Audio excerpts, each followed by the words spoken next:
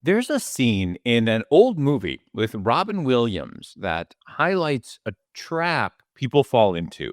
I'll play it for you ahead. The mental trap it displays is more widespread than ever these days. It's causing huge problems across our society, especially for younger generations, but it's hurting all of us. It's fueling hate movements and elevating some of the most dangerous people into positions of power and influence. The media not only falls into it, but also pulls lots of other people into it with them. Today, I'm going to shine a light on that, show you how it's dragging our entire society down, and explain how we can break out of it. Plus, who counts as a journalist? If someone is part of a terror group and does propaganda for that group, should they be considered a journalist? That should be an obvious no. However, a group that the media cites all the time just voted yes, almost unanimously. That's right. They voted to ensure that they will continue to count members of terror groups as journalists. That is how you get these insane claims about Israel killing tons of so called journalists. This group put out a statement trying to justify the decision. I pieced through it. It is packed with lies, nonsensical claims, and at least one claim that's physically impossible. Because in today's media, simple logic, along with facts and context, takes a back seat to agenda.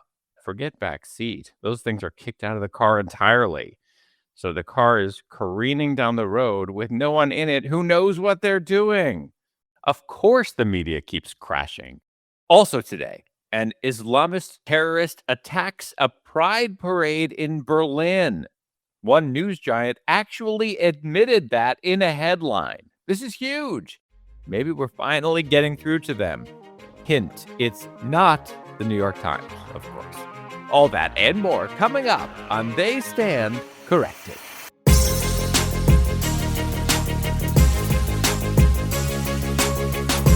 Hello and welcome. So great to have you here. My name is Josh Lebs, and this is the podcast that shows the media they stand corrected.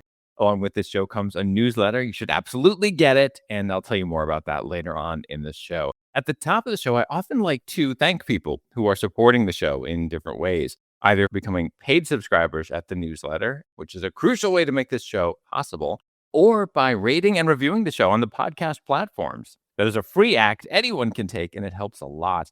I have said I'll read the reviews. Here's the newest one on Apple Podcasts.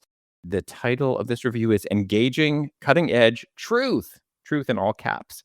Josh's show is not only witty and extremely intelligent, but it is the embodiment of a virtue rarely seen or heard in media today. Truth. Josh does his research, speaks candidly, and has a certain lighthearted cynicism that keeps you engaged and entertained even as you get educated. Fair and balanced in a way the news never is these days, and wholeheartedly committed to facts. A lost art. And Josh is a maestro. Dang. Wow. Thank you. Man, I will never get used to the humble brag situation I put myself in by reading these things. However, that is significant to what I'm delving right into today. We live in a world controlled by algorithms, and when someone gives the show great ratings, reviews, that triggers the algorithms to recommend it to more people, which means more people might tune in and learn the facts. So I have a clear goal with all this. In general, people go the opposite way. They tailor their content to try to get lots of people liking it. And that is where they run into something called the popularity trap. There's a study about this from this year. I'm going to read you one line from it. It says, social media platforms systematically reward popularity, but not authenticity, incentivizing users to strategically tailor their expression for attention. So, tons of people out there are jumping on the bandwagon of pushing out what I've talked about before, rage bait content and contributing to lies. It helps get them popularity. And for them, that's the goal. I have a clip for you here. Listen to the beginning and see if you can guess what movie it's from. Just take a stroll. That's Robin Williams speaking. The movie is Dead Poets Society, which took place in a private school. And he's teaching these high school boys. He takes them outside, tells a few of them to just start walking. And at first, they walk differently from each other, but quickly, especially with clapping and chanting, they start walking in literal lockstep. I didn't bring them up here to ridicule them. I brought them up here to illustrate the point of conformity, the difficulty in maintaining your own beliefs in the face of others. Now, those of you, I see the look in your eyes like, I would have walked differently. Well, ask yourselves why you are clapping. And we all have a great need for acceptance. But you must trust that your beliefs are unique, your own, even though others may think them odd or unpopular, even though the herd may go, that's bad. That is what parents have taught kids for a long time, and it's been the message in tons of pop culture. Do what's right, not what's popular. Don't just follow the crowd. Our society is teaching the opposite, and the media is prodding us along. I was speaking about this with a friend in LA. She said she teaches her kids that, and also she knows what her kids are facing. She pointed out that her son wants to go to an elite college. She and I went to one together. She said these places are incredibly hard to get into. And she knows the reality is that if he was some social media person who had like 100 million followers on Instagram, that might help him get in because it would impress some people who are making the choices about who gets in. The incentives are everywhere, they surround us, and the media plays them up. In preparing for today, I looked through a ton of stories. There are so many times when reports focus on something purely because it got lots of likes, or so and so has this many million followers. I asked AI to do something for me and for you to do a big picture analysis. I've described this before. Do not look to AI for fact checking. However, AI can do a great job, often piecing through tons of data and finding patterns. Here's some of what it found. Very often, the media uses something getting attention as the primary justification for why it should get national broadcast time. In politics, the media might talk about some message being super popular, but they don't fact check it, which is supposed to be the role of journalism. And this tool found a validation loop. It said when the news cites 10 million views or 100,000 likes to explain why a story matters, it legitimizes the idea that numerical popularity is intrinsic value. Parents and teachers tell kids that likes don't define you, but the surrounding media ecosystem constantly measures success, power, and newsworthiness using those exact numerical metrics. Now, on top of all that this AI tool found, likes, popularity are increasingly also literal currency. Here was a segment from CNN. Starbucks and TikTok are partnering up on a first of its kind creator program. It's going to incentivize the baristas to post about Starbucks on social to try to go viral. And this is kind of the plot twist. Employers would say, hey, get off TikTok. Why are you on social media? But now Starbucks is institutionalizing it and making it part of their business model. Note that they did not say, here's how it affected sales or profits or anything that a business would usually care about. It's this numbers game, treating likes as currency. The media plays this game itself. Big news agencies show their most liked stories, most shared, most whatever, without looking into whether those stories are true. And they do monetize clicks. So for the business side, that can make sense. But the journalists who are supposed to be focused on truth don't look at how many of their stories had giant gaping holes, just which ones got engagement. The most engaging stuff is usually the most rage-baity stuff. I've shared studies with you about that in the past. The media's caught up with this idea of popularity as goal. There are these things called the Online Journalism Awards, and these awards include engagement awards. How well are you engaging? Of course, Al Jazeera won such an award. Qatar's state-owned propaganda agency. Yeah, a lot of people click on it, eat that stuff up.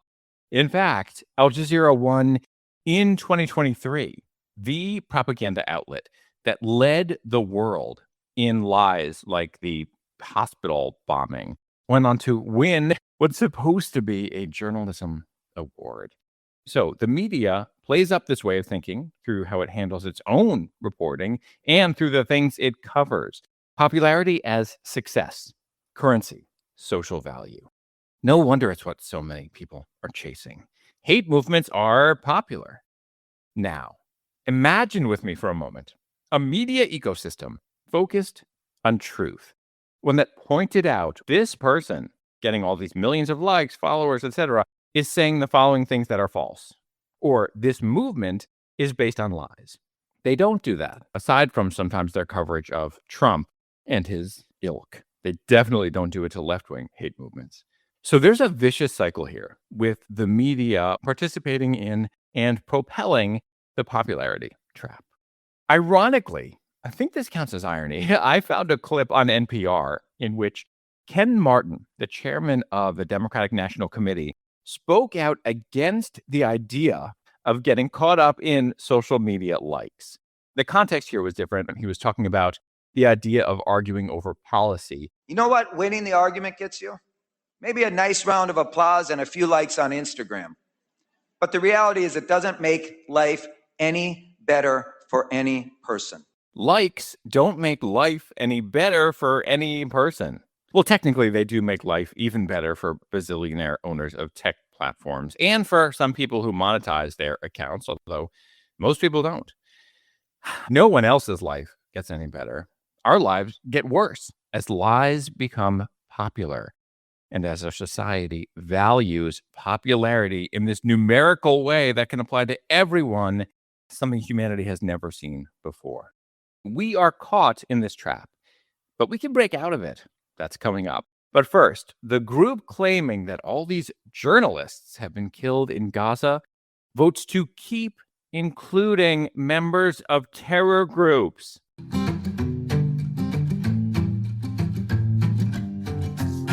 There are fantastic nonprofits and other organizations doing important, impactful work to make our society better. Virtually all of them get no attention from the media. News giants reflexively turn to big global NGOs that say things in keeping with the news agency's agendas and push propaganda. But the news straight up ignores virtually all other groups. And in the attention economy, these groups need people to know about them. That's what it takes for them to survive. So it makes sense that some of these awesome organizations partner with me in a specific way. They say, we just want people to sign up for our free emails so they can see what we do. Or we just want people to add their names to a petition calling for truth or justice. That's it. No money, no time commitment, literally just these tiny steps that help show they exist. I don't say yes to every offer. I say yes to the ones you should know about. Here's how it works. In the show notes and newsletter, there are a couple of links for you. Each person who uses my link helps fund They Stand Corrected. It is a totally free, safe way that you can make this work possible. So it's a double good deed. Every time someone does that, I see that it happened. I don't see who, I just see that it happened. It shows me that you are out there, you're listening, you're responding. I feel gratitude. Please check out the links now in the show notes or newsletter. Oh, and I'm now going to start sharing them at this Facebook page that I haven't been using much, but I probably should. It's fb.com/levs. Thanks.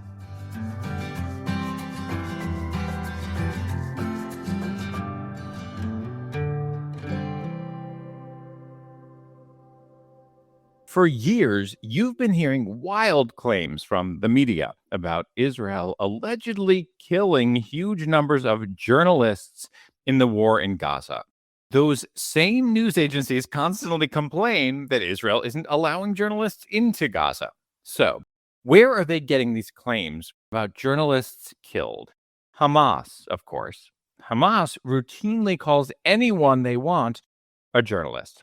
I have pointed this out. Others have pointed this out. The media, nevertheless, has always insisted on repeating crazy figures. the place the media turns to justify those claims is usually this organization called the Committee to Protect Journalists, CPJ. Well, now, nearly 3 years after Hamas launched this war against Israel with the October 7th massacres, CPJ finally began scrubbing some names from its list. They were prodded along by a terrific group called Honest Reporting. This group took the time to go through Hamas videos and statements and match names. They found that Hamas was announcing its martyrs, who were commanders and other members of the terror group. Those same people were listed by CPJ as journalists. So the group began removing some names from its list. It seems that they didn't want to draw any attention to the fact that they were doing this, but folks spotted the change. Honest Reporting put out a video. Here is a clip from it. In here, there's a soundbite from New York City Mayor Zohran Mamdani, of course. It's a spotlight on just how negligent, incompetent, and or terror sympathizing Western media has become, whitewashing terrorists as if they were just journalists trying to do their job, conveniently echoed by anti-Israel politicians and celebrities. Even an Al Jazeera journalist, Ahmed Wishah, was killed this past Saturday. They were terrorists, targeted as terrorists, buried as terrorists, and praised as terrorists by other terrorists. That group, the CPJ, took some names off its list of alleged journalists allegedly killed in Gaza. However, it left most of the names up. Tons of people who Honest Reporting found were members of terrorist groups in Gaza. How does CPJ justify leaving members of terrorist groups on its list of slain journalists? This group took a vote and reaffirmed its definition of a journalist. That definition allows people to be members of terror groups. It is tragicomic. 18 board members voted. All but one supported the motion. CPJ put out a statement, and the statement itself violates basic journalistic standards. The statement includes false claims and nonsensical sentences. I wrote them, asking them a series of questions about the statement. They, of course, did not write back. This episode is an opportunity for me to talk you through how fact-checking works and how people who claim to stand for journalistic excellence very often don't. So here's how I'm going to do this. I'm going to share with you what they put in their statement and some things that I have asked them about it. And you can also see this in the newsletter. For starters, the CPJ says journalists include people who share fact-based information with an audience. That's murky. Fact-based? Fictional movies claim to be based on a true story. What do they mean by based? Why not say people who provide accurate, fact-checked information in order to help people understand the whole truth? That would be journalism. Whatever, that's nothing compared to what follows. CPJ includes people, quote, working with media organizations affiliated with militant groups, provided they are not engaging in combat or inciting violence in a manner likely to have imminent effect. I know that was a bunch of words, but there's so much wrong with it. I'll break it down. So CPJ first includes people who work for militant groups. It does not use the word terror group, but this organization is based in the United States, and the United States, just like a lot of other entities, recognizes that Hamas is, of course, a terror group. Anyway, they say militant groups, you can be in one, and you're still a journalist. You don't get included if you are inciting violence in a manner likely to have imminent effect. What about just inciting terrorist attacks against civilians at all, ever? And how soon is imminent? If a member of a terror group uses their propaganda to incite violence, but that violence takes a little while to foment, that's okay? What? Then there's this, which makes no sense, just literally. Okay, here goes.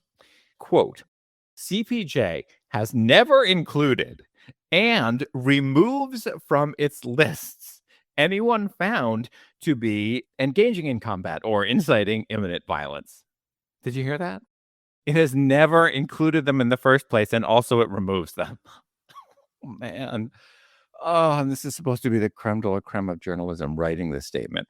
Obviously, that's physically impossible. I asked them to explain it. Now, it's not my place or yours to put words in their mouth. We can probably guess what they might have meant. Like maybe they meant that their rules have never allowed them to do so, or that they never knowingly did so, but it doesn't say that. And if that is what they meant, that would be false because they have definitely left up people on their list who fomented imminent violence. They left people who were members of Hamas and Islamic Jihad and other Islamist terrorist groups, people whose work is all about encouraging imminent violence. It definitely happened and continues to happen.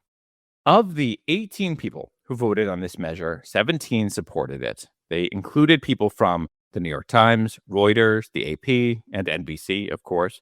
The only one who didn't was from Fox, according to some reports. So, yes, in this case, Fox acted on behalf of journalism. I know that could be hard for some people to wrap their minds around, given what Fox News puts on the air all the time, but it speaks to what I discussed from the beginning of this show. There are big lies of the right and big lies of the left. Fox pushes big lies of the right, but not the left generally. Big mainstream media do the opposite. So the folks at Fox are not caught up in big lies of the left, which played out here.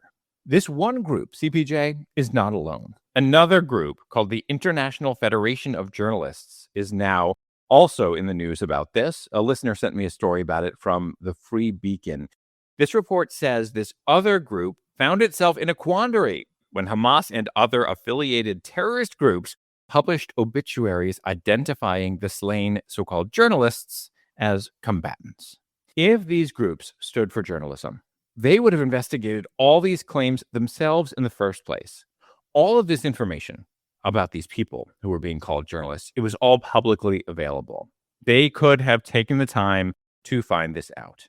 However, they didn't look. They didn't want to know. They didn't gather facts plus context.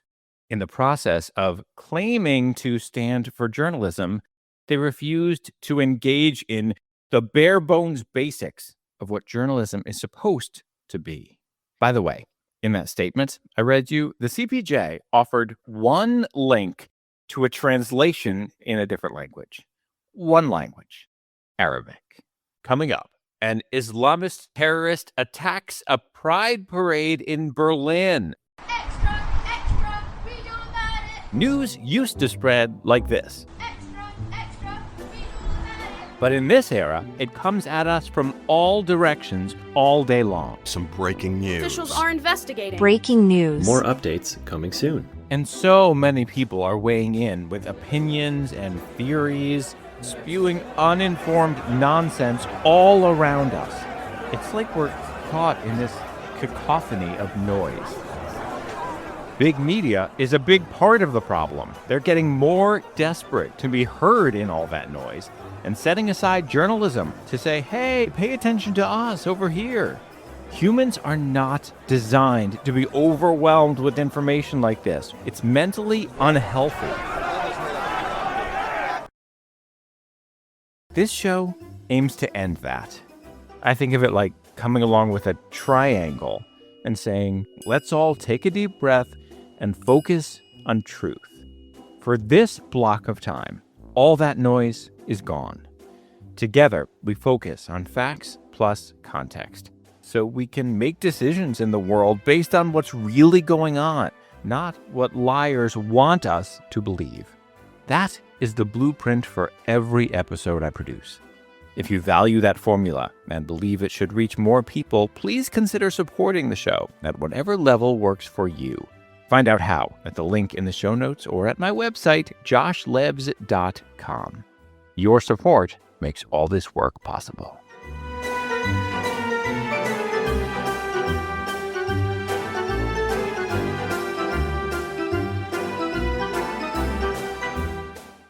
Every person who works for a terrorist group is inciting violence in a manner likely to have imminent effect. That's what terrorist groups do. That's the whole point. Terrorizing people by inciting violence. The propagandists who work for them are a crucial part of that. The CPJ statement I shared with you before the break did not say the incited violence has to come from that group. Propagandists for terrorist groups incite violence from people all over the world. That's how you get these crazed attackers going around slaughtering people while screaming Free Palestine or Allahu Akbar. They're incited by the propagandists working for terror groups, obviously. This past weekend, an Islamist terrorist rammed his car into people at a pride parade in Berlin, then got out and started stabbing people. As I record this, one woman is confirmed dead and dozens of people are wounded. Germany's interior minister said, "Everything we are seeing here indicates that we have experienced an Islamist attack." The New York Times left that information out of its headlines about the attack, of course. As I've explained before, headlines are seen by way more people than actual articles, and the Times avoids acknowledging the existence of Islamist terrorism in its headlines. However, NPR amazingly did put the words Islamist terrorist into a headline about this attack. Maybe the folks at NPR are finally listening to us and doing what we've been demanding, acknowledging this truth in a headline. NPR is one of the many news giants in which staffers contact me and let me know things that are going on the inside. The attack on LGBTQ plus people is also, of course, a powerful reminder of the madness going on around the world, which the media just won't acknowledge. LGBTQ plus groups increasingly support the same Islamist groups that want to kill them. Yes, it is like chickens for KFC. Their activists and leaders constantly shout slogans created by propagandists for terror groups, the same people that the CPJ insists on calling journalists. Why is all this happening? A major driver is the popularity trap. Left-wing activists want praise from each other in the form of numbers that they can see on social media. The CPJ wants praise from its communities of people radicalized by left-wing lies. As a society, we have to free ourselves from the popularity trap, especially for the next generations. We have to turn away from that whole backward way of thinking. It means being willing to be different, not going with the flock. So, what can we do now? Well, tell the Committee to Protect Journalists, the CPJ, how you feel about what they've done here. Coming up in the newsletter, probably today after this episode comes out, you'll find an open letter from me that you can share with folks at the CPJ and with every news agency whose employees supported that position. Let them know what they did is unpopular with you. And if you subscribe to any of those major news agencies, it's time to cancel. Get rid of those subscriptions. I show my paid subscribers how to access major news agencies for free, legally, with no paywalls anyway. As long as the media prizes popularity over accuracy and likes over basic ethics, this problem will continue. So let's turn it on its head. Join me in making them unpopular. After all, that is what they care about. Show them why they're losing so many people. Join me in showing them that they stand corrected. As always, I want to know what you think. There are two great ways to reach me. The best is through the newsletter, and the second is through a form at my website. It's really cool. You'll see how it works. As you're typing, it gives you a code that you put in, which helps get rid of haters and spammers and make sure that I see your message. Send me your thoughts, questions, all that good stuff. And thank you so much for listening and showing me and the world that this show devoted to truth can get some support in this crazy world. I will see you next week.